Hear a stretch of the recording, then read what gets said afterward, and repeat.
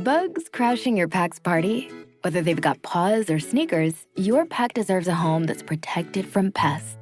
That's where Wondercide comes in. Plant-powered protection made with steam-distilled natural essential oils that actually work. It kills and repels fleas, ticks, mosquitoes, and ants without questionable ingredients or overpowering smells. Safe to use around kids and pets when used as directed. Lab-proven to work fast. And proudly made in the USA. We offer sprays for pets, people, homes, and yards. Plus, spot-on treatments, collars, and even shampoos. Whatever your pack needs, we've got it covered. Founded by a pet parent looking for a better way to protect her dog Luna, Wondercide's now protected over 21 million lives and counting. You might have even seen us on Shark Tank.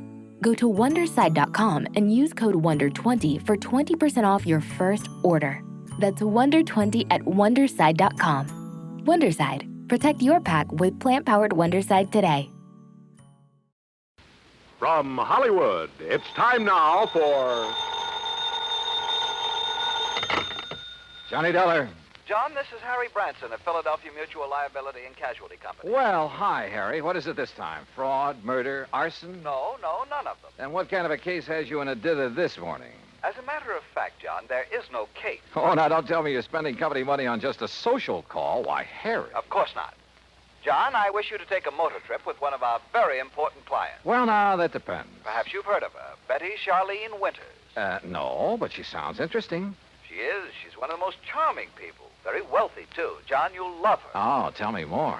I want you to accompany her to her summer place on Lake Wawayanda in northern New Jersey. Sounds better all the time. On expense account, of course, plus a fee of $1,000 for the week or any fraction thereof. How can I lose? Harry, I'll grab the first train.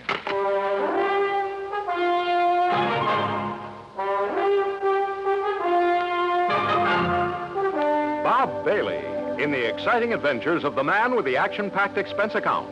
America's fabulous freelance insurance investigator. Yours truly, Johnny Dollar.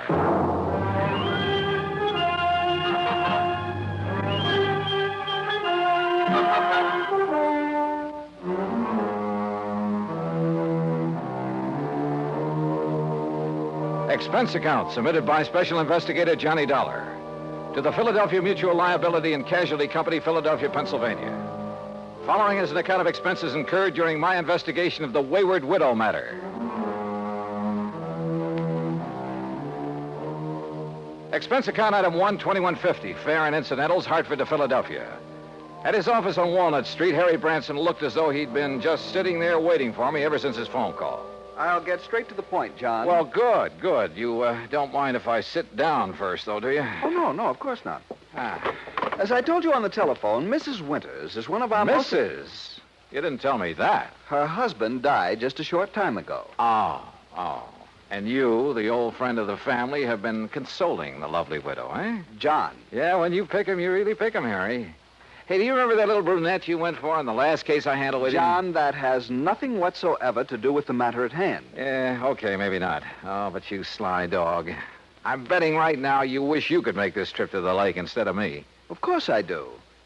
The beautiful forests and mountains up there at this time of the year. Oh, sure. Just for the scenery. All right, now tell me all. Well, the Winters were very wealthy. Betty Charlene Winters still is. Thanks, among other things, to the $500,000 she received on her late husband's double indemnity policy. $500,000? You make this sound more attractive every minute. John, will you don't suppose the gorgeous babe helped him have an accident in order to collect that John, money? You are being absurd. Am I? Tell me this. Was he older than she? Yes, he was. Uh-huh. And 2 and 2 make 4. And you are making no sense at all. Hey, you have got a case on her, haven't you? Will you please stop this nonsense and listen to me? Now, as I started to say, their lovely home is out between Ardmore and Bryn Mawr. All right, go on. Their home, which Mr. Winters inherited from his father and his grandfather before him, is a veritable art gallery. I see. But she is going to dispose of most of it to the better-known museums and galleries. She plans to sell the family mansion, too, just as soon as the estate is settled. Doesn't go for the old stuff, huh? You're quite right. Her taste is more for the modern. That's the way I like 'em. I beg your pardon? Nothing. Go on, Harry. Yes. Some of the things, however, she is taking up to the summer home on Lake Wawayanda. Oh, well, now, wait a minute, Harry. Am I taking Betty Charlene up there? Mrs. Winters, John, please. Okay, I'll stay out of your territory for the time being. But am I being hired to take her up to the lake or just some of this junk you've been talking about? Both. Ah. You see, there's one thing in particular, some statue or other that she wants help with. Statue, huh? So you and she and the statue will make the trip. Now, that's the kind of chaperone I like. When do we start?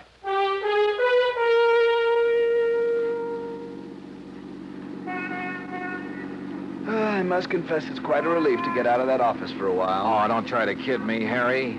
The only reason you wouldn't let me find my own way out to this winter babe's home. Babe! Honestly, John, you sometimes carry this levity much too far. By the way, how long ago did her husband die? About, 4 months ago. Oh, brother, you don't even wait for the ashes to get cold, do you? John, I tell you that... What did he die of? Well, it was an accident. Yeah? In the car during a little trip that they were making south of here. He'd taken over the wheel from the chauffeur. They struck the abutment of a bridge over a tidal creek leading out to Delaware Bay. Oh? He was thrown out, and his body was carried into the bay. It was never recovered. And so our tasty little dish was left with $250,000 life insurance, a huge estate... John, I simply will not listen to any more of this sort of nonsense. Besides, this is the driveway up to the house. Ah, lovely place, isn't it? It was lovely. There must have been over an acre of perfectly tended lawns and gardens. And in the middle, atop a slight rise, was the main house, built of solid white stone of some sort.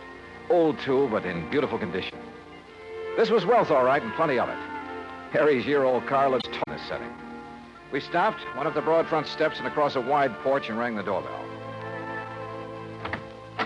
Waiting for you in the sunroom. Thank you. Come, John. The butler led us through a large room hung with beautiful prints and paintings, through the walnut-paneled library with its high ceiling and hundreds of leather-bound books.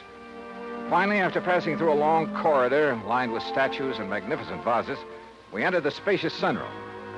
There, standing in front of a chair at the window, was a chauffeur. And in the chair sat Betty Charlene Winters. Mrs. Winters, may I present Special Investigator John Dollar.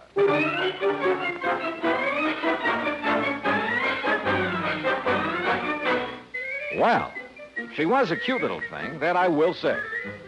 But instead of a young, blonde, and beautiful, well, let's face it, she was 70 if she was a day. All my dreams of a high old time during a week at a mountain lake suddenly vanished into thin air. How nice of you to come, Mr. Dollar. Investigator, did you say, Mr. Branson? Yes. I see. Well, don't just stand there. Sit down and be comfortable, both of you. Thank you. Yeah. Was something wrong, Mr. Dollar? No, not at all. Oh, Haskins here's my chauffeur and general handyman. Hi, Haskins. Mr. Dollar? I've just asked him to get the statue ready for our little trip. You may go now, Haskins. Oh, thank you, madame. No, wait, please. I wonder if I might see this thing we're taking up to the lake, Mrs. Winters. Well, of course, it's right there in the corner behind you, Mr. Dollar. The cherub. Cherub, huh? Oh, This? Isn't it beautiful? Well, it was fate.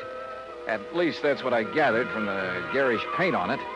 Believe me, it looked like something a third grader had slapped together as a joke on his modeling class. Now, I'm no artist, but so help me, I could have done better myself with a handful of mud and with my eyes closed. An old family piece, Mr. Dollar. Antique. I started to say what I was thinking, but then Haskins lifted the... For it. He'll place it in the car so we can leave with it tomorrow. You are ready to leave on such short notice, aren't you, Mr. Dollar? Well, now look, Mrs. Winters, Yes, his luggage is right outside in my car, Mrs. Winters. Then, Eric, you may fetch it and put it in one of the guest rooms. Very good, madam. By the way, I hope you know how to drive a Pierce Arrow, Mr. Dollar. Pierce? Or did you think perhaps Haskins would drive us up to the lake? Well, I don't know. No. Haskins is leaving today on his vacation. And I wonder if he will come back. Why do you say that, Mrs. Winters? Oh, I've been having some trouble with him. Oh? I thought you were always eminently satisfied with Haskins. Until recently. Until the death of my husband. He's been... Well, if he doesn't come back, I shall have to replace him. But now, Mr. Branson... Yes? You're a bit of a rascal. You didn't tell me you were bringing a detective to go along with me. Investigator, Mrs. Winters. Insurance investigator. Since the company wouldn't permit me to issue any special insurance on that thing. But I'd thought you were going to bring me just some strong bodyguard. I think this is fine. I just hadn't expected so much. Such a nice, good-looking young. But now come, Mr. Dollar, and I'll show you the rest of the house. We spent the next hour or so on a tour of the place, and Mrs. Winters pointed out the various works of art destined for specific museums and galleries all over the country after she moved out, after the estate was settled. Then Eric caught up with us and announced that Haskins had created the statue and placed it in the car. You know, I was curious about that car, so we went out to the garage and inspected it.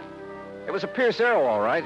Vintage of 1928, complete with headlights on top of the fenders and as bright and shiny as the day it was made.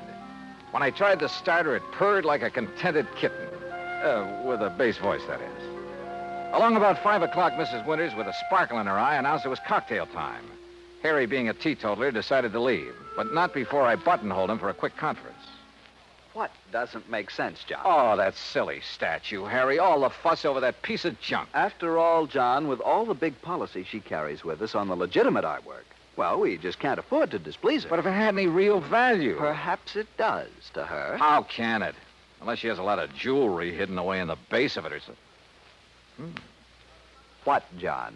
Cocktails, she said, and I'm sure ready for them. Go on back to Philly, Harry, and wait for my final report. Well, I must admit that Betty Charlene Winters turned out to be a charming hostess, a very interesting conversationalist.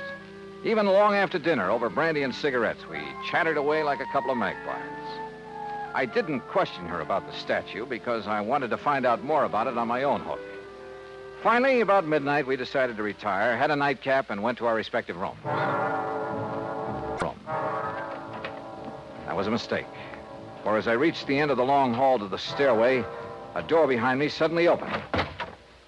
Huh? Who's there? I said, who's... Oh.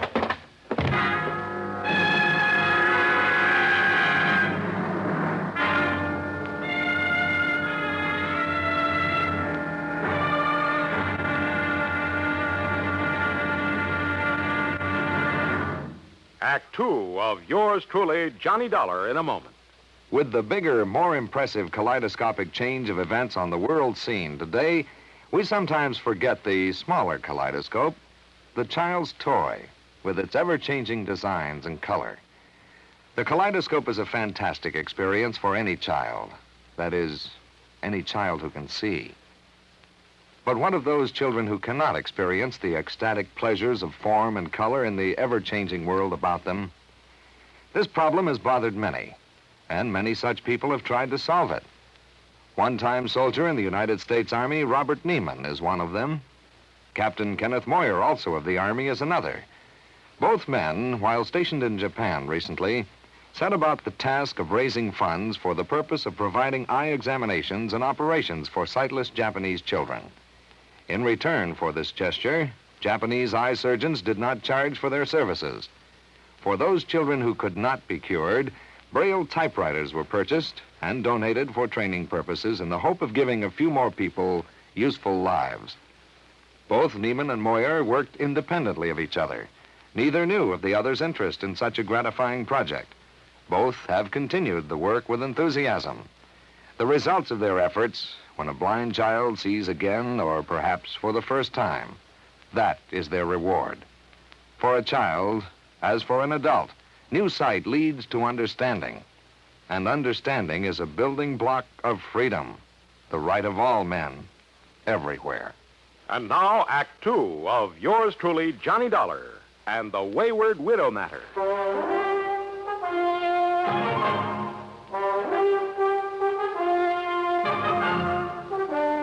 When I came to, it was morning, and I found myself in my pajamas lying comfortably in my bed, my head. Whoever had slugged me out there in the hall had meant business. I got up painfully, went down the hall, and made a quick check of the room from which the attacker had surprised me. It was just another guest room. I showered, dressed, and went downstairs, where I found Mrs. Winters at the breakfast table. She was very much distressed over what had happened and suggested we go out and look in the trunk of the car immediately.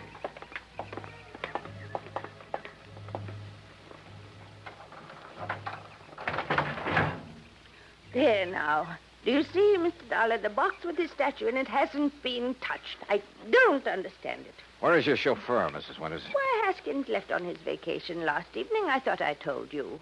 But surely you don't think Haskins... Well, you said you were having trouble with him. Maybe we'd better open that box to make sure that... But it hasn't been touched. And I'm the only one who has a key to that little lock on it. Yeah, I see. But now it's pretty logical to assume that whoever slugged me last night was interested in... Hey, Mrs. Winters, how long has Eric, your butler, been with you? Why, Eric, the dear boy, has been with me for nearly 30 years. But good heavens, you surely don't suspect him of anything like this. He's a very fine person, Mr. Dollar, and a perfect gentleman. Oh, certainly more of a gentleman than my late husband ever was, in spite of his money. Oh? I must confess that although his death was a terrible shock, well, life has been a great deal easier for me since he passed away. Just how do you mean that, Mrs. Winters? No, well, why talk about it? Something that... Oh, why not talk about it? I married Charles for his money, Mr. Dollar. I'd never got any further than the front line of the chorus until he came along. Would you believe that I was a chorus girl? Well, as a matter... And the wealth and the luxury that he could give me was very attractive, was very satisfying for a long, long time.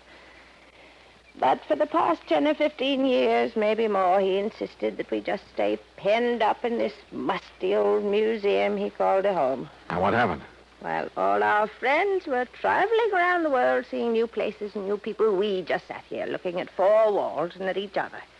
Except for a couple of blessed months up at the lake. You'll love the place up there, Mr. Dollar. It's new and fresh and modern. I had it built over his protests. Young people came to see us, and it was such a relief from a... Oh, well, I'm sorry. This must be so boring for you to hear. Not at all. Now, look. Why don't we call the police in about this thing that has happened to you? Come, we'll go right back into the house and Wait a we'll minute. No, let's not. A bunch of policemen prowling around would scare him off, whoever he is. But suppose you're attacked again. Well, at least I'm ready for it now. I just don't like your taking this chance. Of course, we could leave. Go up to the lake. Run away from him? Well, yes. Oh. Of course, it might prove whether he's interested in the statue. If he follows us, I mean. Oh, dear. Why don't you let me call the police? Only if you think they ought to be around here to protect the house while we're gone. No, that isn't necessary. We have a very efficient burglar alarm system. Well, it doesn't look as though it was working very well last night, does it? Unless it was someone in the house who attacked me. Who else is there besides you and Eric? No one, except the cook. Male or female? Oh, no, Mr. Dollar, not Martha. Why, the poor dear is nearly as old as I am, and a real companion for me. Sounds strange, I know, but we're real nice friends. All right, let's go back in, have our breakfast, pack our things, and go on up to the lake. Eric, who served the breakfast and whom I hadn't seen since dinner last evening, kept giving me a rather strange look. And as soon as breakfast was over, I quickly stuffed my things into my handbag and headed down to the garage. Eric was waiting for me there. He insisted that he put my things into the trunk of the car, which killed any chance I might have had to pry open the box with the statue. I started to question him about the night before, but as it turned out, my questions were quite unnecessary. Yes, Mr. Dollar, it was I who carried you back to your room and put you to bed. Oh? You see, I was making a final inspection of the house, as I always do after everyone else has retired. I'm always concerned about the many valuable things we have. I don't blame you. Well, I was on my way up the main staircase when I heard you fall. I was slugged. Forgive me, sir, but when I found you there at the head of the stairs, I thought your condition was due to... you must pardon me, sir, but was due perhaps to having imbibed too much brandy after dinner? Not a bit of it. Somebody barged out of that guest room and struck me from behind. But I saw no sign of anyone else about. You're sure? Most certain, sir. Was this fancy bird system you have turned on? Yes, sir. Well, then whoever did it either stayed in the house until this morning or knew the place well enough to get out without setting off the alarm. But I don't see how that would be... Have you called the police, sir? No, and we're not going to. Mrs. Winters and I are leaving for the lake just as quickly as possible. But don't you think this is sufficiently serious to warrant... Don't forget one thing, Eric. It was pretty dark in that hall. The attack might have been intended for you. Good heavens. But why, sir? I don't know. Oh, dear. Oh, there you are. Eric, you may fetch my bags from my room while Mr. Dollar and I planned the trip. Very well, madam. Oh, you don't know how glad I'll be to get there. Such a relief from this place. And all the things associated with it.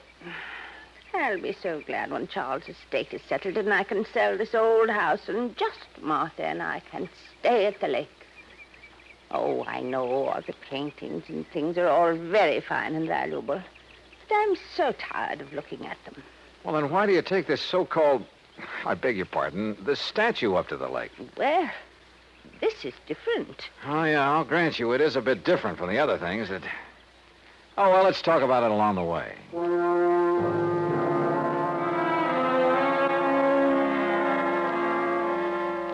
But we didn't. Simply because I didn't bring up the subject again. Why not? Because a couple of pretty wild ideas had begun to peck away at the back of my brain. Ideas just crazy enough to have some basis in fact. The 1928 Pierce Arrow ran like a dream in spite of its advanced age. And Mrs. Winters, in spite of her advanced age, kept the conversation going at a merry clip. There was a sparkling, almost buoyancy about her. And the hunch that had hit me began to grow. We crossed the Delaware River at New Hope on Route 202, and in Lambertville, we stopped at the sign of the Flying Red Horse to gas up the car. That's item 2470. While the attendant was busy with that and checking the tires and battery and so forth, I made some excuse or other and stepped around to the telephone booth at the back. Harry Branson here. Harry, this is on the road on our way up to the lake. We ought to be there in a couple of hours. Meantime, I want you to drive out to the Winters home in Bryn Mawr again. Oh, what for? Just do it, right away. Then call me up at the lake. Well, whatever you say, John, but I wish you'd tell me... Gotta go now. Goodbye. The rest of the trip through the pretty North Jersey countryside was uneventful. And finally, north and east of the little town of Andover, we came to Lake Wawayanda. We drove along a private road to the far end of it, and there, perched on a little cliff above a deep basin, was a real smart, modern brick and glass home.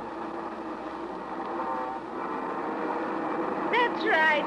Straight up the little hill and park in front of the garage. Little hill? I just hope we can make it. Right here. I hope the brakes will hold, or this thing could roll right on back into the lake. Oh, and the lake is so deep right there, nearly 100 feet. An old mine or something before the water came up. Oh, this is a pretty dangerous driveway. Here now, let me help you. Thank you. One of the first things I'm going to do is have this driveway built up and leveled off and a big stone wall built around it. Yeah, you'd better. Careful now, this is pretty steep. Oh, listen. Yeah? Telephone is ringing inside the house. Oh, well, let me have the key and I'll go in and answer it for you. I'll answer. You can unpack the car while I do. I suspected the call was from me, but didn't want to say as much. So I opened the car trunk and proceeded to take out the luggage and the big, clumsy box for the statue. The box was heavy, very heavy. And I wondered how Haskins, the chauffeur, had been able to pick up and carry the statue so easily back in Bryn Mawr. I finally got the box perched on the edge of the car trunk when Mrs. Winters called to me. It's for you, Mr. Dollar. It's Mr. Branson. Oh, okay, I'll take it. Leaving the box there on his precarious perch, I went on up to the house. Right here in the front hall, Mr. Dollar. Oh, all right, thanks. I'll go on out to the car and get my coat and purse. Yeah. Johnny Dollar. John, this is awful. Terrible. As I just told Mrs. Winters, this is... Well, I couldn't believe it. How did you know? How did I know what? Eric, the butler. Yeah? Dead. He's dead. And John, Dead from what? How did he die? He apparently fell down the main staircase. The poor cook, Martha, is the only other person in the house. She's beside herself. Yeah, I'll bet she is. But whatever made you suspect something was wrong out here? Call the police, Harry. Make sure they look for a possible blow on the head that might have been delivered before he fell. What? Mr. Dollar's going to fall. So long, Harry.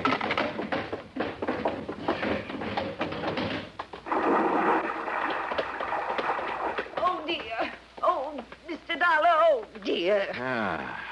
Fell off the back of the car, huh? Yes, The big box. I must have bumped it when I reached into the trunk for my weekend case. Bounced right down into the lake, huh? Yes, my beautiful little statue is at the bottom of the lake.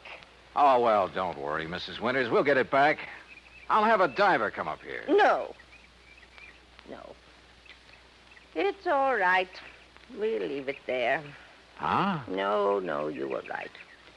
It'd only be another memory of the musty old house in Brenoir.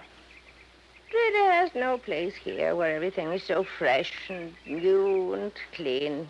We'll get it back. But it really had no actual value. You were right, Mr. Dollar. It's better to just... Yes, we'll leave it there. Sorry, Mrs. Winters, but that's where you're wrong. Why, Mr. Dollar... We'll get it back, all right. And whatever's in it. Oh, dear. I suppose I might have known. Expense account item 3, $290 even for the diver who came over from New York and retrieved the box from the deep hole in the lake. 2 boxes, as a matter of fact. One with Haskins' body in it, and the other with the body of Charles Winters, the body that was supposed to have been washed out to sea after a car accident. The story? Well, of course. After Haskins got rid of Charles for me, I had to do something about him. Or rather, we did. Martha, you know. Such a wonderful friend. Was Haskins the one who slugged me? Yes, so foolish of him, wasn't it? But he'd heard Mr. Branson say you were an investigator, and it frightened him. Worried me a little, too. Well, he might have killed you, too, if Eric hadn't stopped him. And, of course, Eric knew that Haskins had unwittingly made this second box for his own body. So now Eric's gone. Martha, huh? Yes, she did it. But she had to put him away. Oh, yeah. You see, he was the one who took care of Haskins for us. And we couldn't have him around knowing everything. Oh, dear. Martha and I had planned so many wonderful things together. But now... Oh, dear.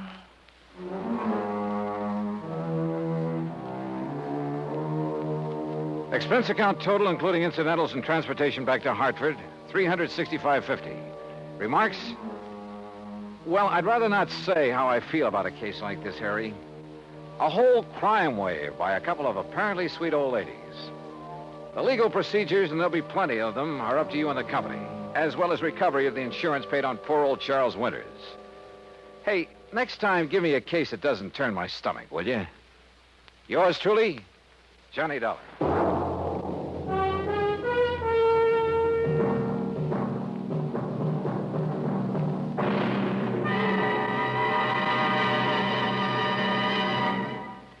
Now, here's our star to tell you about next week's story. Next week, a taste of the Old West and a taste of lead from a .38 Colt.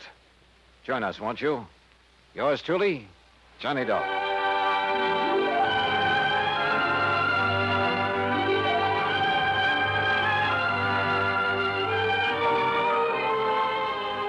Yours truly, Johnny Dollar, starring Bob Bailey, originates in Hollywood. It is produced and directed by Jack Johnstone, who also wrote tonight's story. Heard in our cast were Virginia Gregg, Harry Bartell, Eric Snowden, and Frank Gerstner. Be sure to join us next week, same time and station, for another exciting story of Yours truly, Johnny Dollar.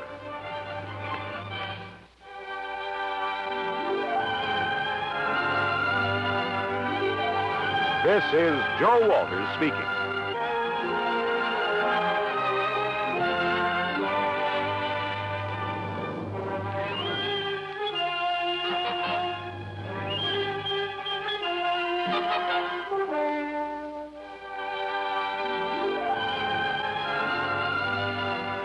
This is the United States Armed Forces Radio and Television Service.